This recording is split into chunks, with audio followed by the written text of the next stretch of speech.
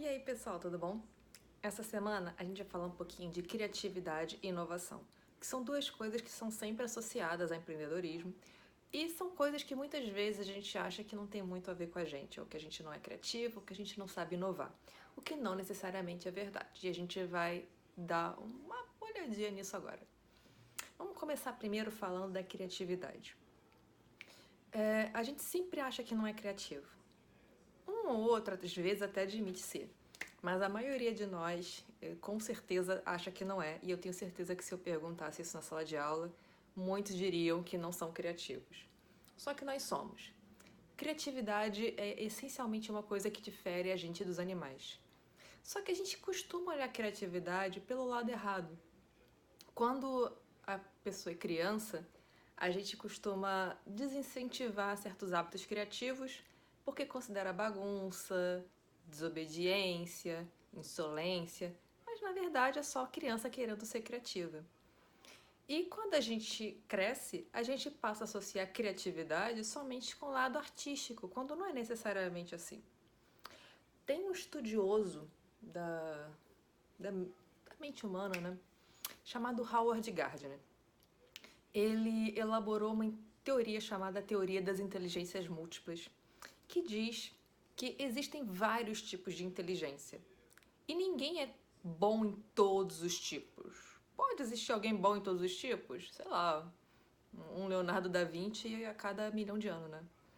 Mas não é assim que funciona. Cada um tem uma ênfase mais em um lado. Então, você às vezes pode não se achar criativo no lado que o seu amigo é criativo, mas você é criativo de um jeito que o seu amigo não é. Então, assim, é mais uma questão da gente se encontrar. E coisas que bloqueiam a nossa criatividade e o nosso ímpeto por inovar são conhecidos como bloqueios. Eu vou citar aqui 4 principais bloqueios que com certeza algum deles você vai acabar reconhecendo em você. Primeiro é a lei do menor esforço do cérebro. O nosso cérebro ele é programado para funcionar do jeito mais econômico possível, porque os anos de evolução mostraram que assim, a gente sempre teve que lutar para sobreviver. Então, nosso cérebro está sempre economizando e fazendo tudo do jeito mais tranquilo, porque a hora que ele precisa agir para manter a gente vivo, ele tem energia para isso.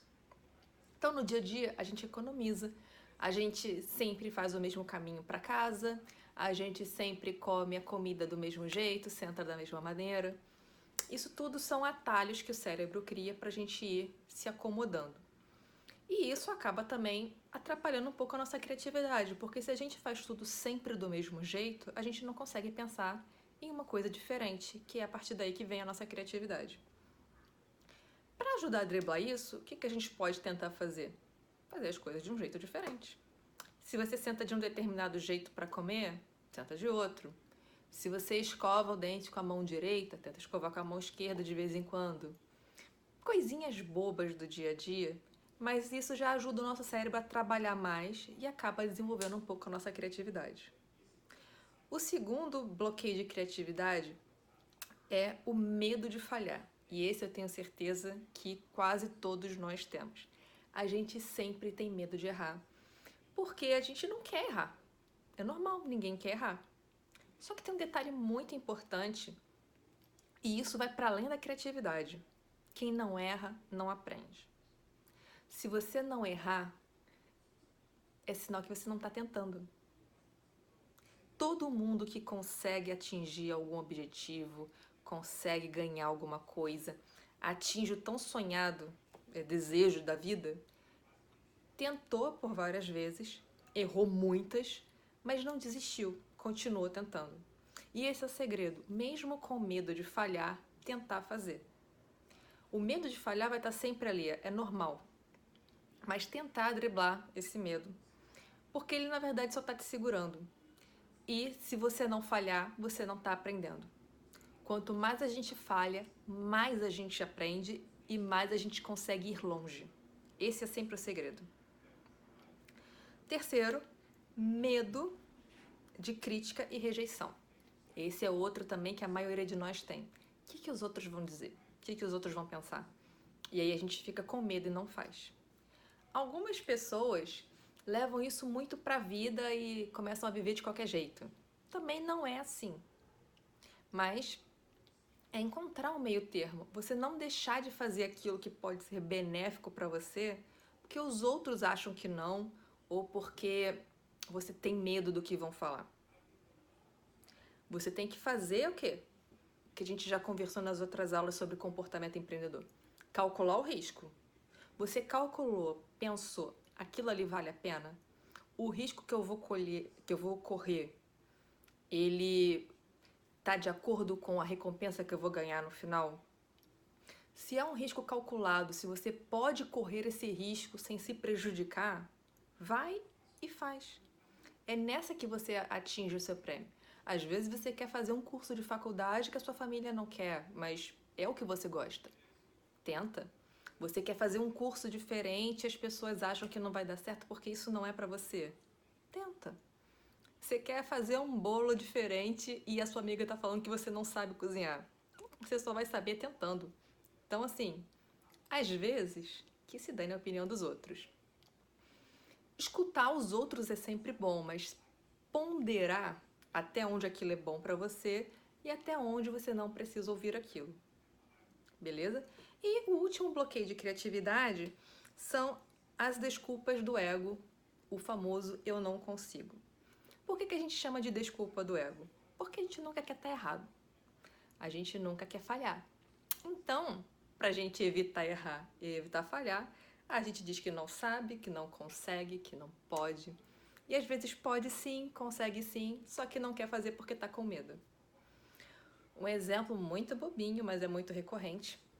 Quando eu dou aula de preposições em inglês, eu faço um desenho no quadro para mostrar várias situações onde objetos podem estar e como é que as preposições ficam. Não é nenhum desenho elaborado, é desenho de bonequinho de palitinho. Mas sempre tem aluno que acha que vai ficar feio. E aí o que diz? Professora, não sei desenhar. É impossível, todo mundo sabe fazer boneco de palitinho. Mas ele tá com medo de falhar. E aí, com muito sacrifício, eu consigo convencer a criatura a fazer o desenho, e às vezes ele faz o desenho muito melhor que o meu. Mas era o quê? Era medo. Então, assim, a gente se freia com medo de estar errado, com medo de quebrar a cara, e quando a gente tenta, na verdade, a gente se supera muito além do que a gente esperava. Passando isso, vamos um pouco avançar. Como é que a gente pode estimular a nossa criatividade? Tem vários jeitos. Eu não vou me aprofundar em nenhum aqui, porque são muitas coisas, a gente pode dar uma procurada em outros vídeos e ideias. Mas meditação é um jeito da gente trabalhar o cérebro. Rabiscar papel é um jeito de trabalhar o cérebro. Anotar as coisas que a gente pensa com papel e caneta, não computador nem celular. Também é um jeito. Por quê? A gente vai estar fazendo o nosso cérebro trabalhar, ou no caso da meditação, parar de trabalhar, e pensar em coisas abstratas que podem acabar levando a ideias muito boas. E essas ideias muito boas podem acabar virando inovações. Inovações são coisas que a gente sempre vê no ramo do empreendedorismo, até porque muitos empreendedores começam por causa de inovações. Pode ser uma inovação numa tecnologia, uma inovação num produto, uma inovação num novo jeito de usar a mesma coisa. Um exemplo agora de inovação para vocês, de algo que já existia, é o conceito de bed and breakfast, cama e café da manhã. Era um jeito das pessoas que viajam se hospedarem de maneira barata, era muito comum lá na Europa. Outras pessoas cediam um quartinho na casa e ofereciam café da manhã para quem estava viajando, e essa pessoa que estava viajando pagava a diária do quarto. E aí, uns anos atrás, dois jovens tiveram a ideia de reunir isso num aplicativo, porque não tinha nenhum aplicativo disso. E aí eles fizeram o Airbnb, que é um aplicativo só disso. Você pode alugar a casa de alguém para passar uma temporada, como se fosse um hotel, ou apenas alugar o quarto da casa de uma pessoa e tem lá café da manhã, coisas para você cozinhar. Uma ideia muito simples que já existia, mas eles inovaram no jeito de se acessar isso. Mas inovação está em tudo no empreendedorismo. E muitas vezes a gente fica meio sem saber como é que a gente pode levar essa ideia adiante. Design Thinking é uma coisa que pode ajudar a gente. As etapas, não são exatamente etapas, né? São módulos presentes no Design Thinking.